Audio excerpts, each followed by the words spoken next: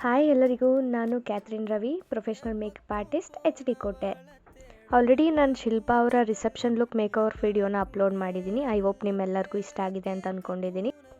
ಶಿಲ್ಪಾ ಅವರು 3 times groom ಮೇಕಓವರ್ ಕೂಡ book ಮಾಡ್ಕೊಂಡಿದ್ರು.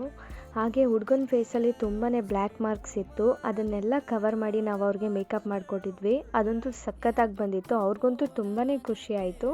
ವಿಡಿಯೋ ಎಂಡಲ್ಲಿ ನಾನು ಫೋಟೋಸ್ನ ಅಪ್ಲೋಡ್ ಮಾಡಿದ್ದೀನಿ ನೋಡಿ. ಹಾಗೆ ಅರ್ಲಿ ಮಾರ್ನಿಂಗ್ 5 o'clockಯಿಂದನೇ ನನ್ನ ವರ್ಕ್ ಸ್ಟಾರ್ಟ್ ಆಗಿತ್ತು.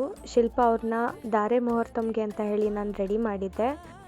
ಶಿಲ್ಪಾ ಅವರ ಮುಹೂರ್ತಮ್ ಲುಕ್ ಫೈನಲ್ ಔಟ್ಕಮ್ ಬಂದು ತುಂಬಾ ಚೆನ್ನಾಗಿ ಬಂದಿತ್ತು.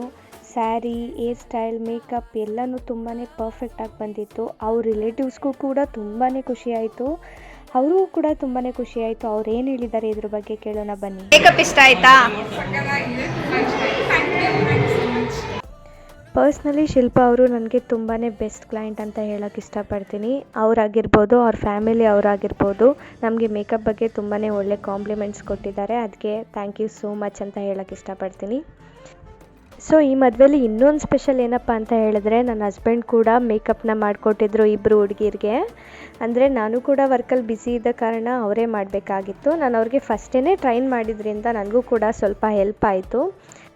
ಮತ್ತು 12:30 ಅಷ್ಟರಲ್ಲಿ ಶಿಲ್ಪಾ ಅವ್ರನ್ನ ನಾನು ಮಧ್ಯಾಹ್ನ ರಿಸೆಪ್ಷನ್ ಲುಕ್ಗೆ ರೆಡಿ ಮಾಡಿದೆ.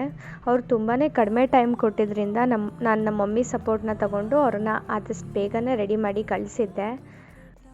ಸೊ ಇಲ್ಲಿಗೆ ನಮ್ಮ ವರ್ಕ್ ಫುಲ್ ಕಂಪ್ಲೀಟಾಗಿ ಫಿನಿಶ್ ಆಗಿತ್ತು.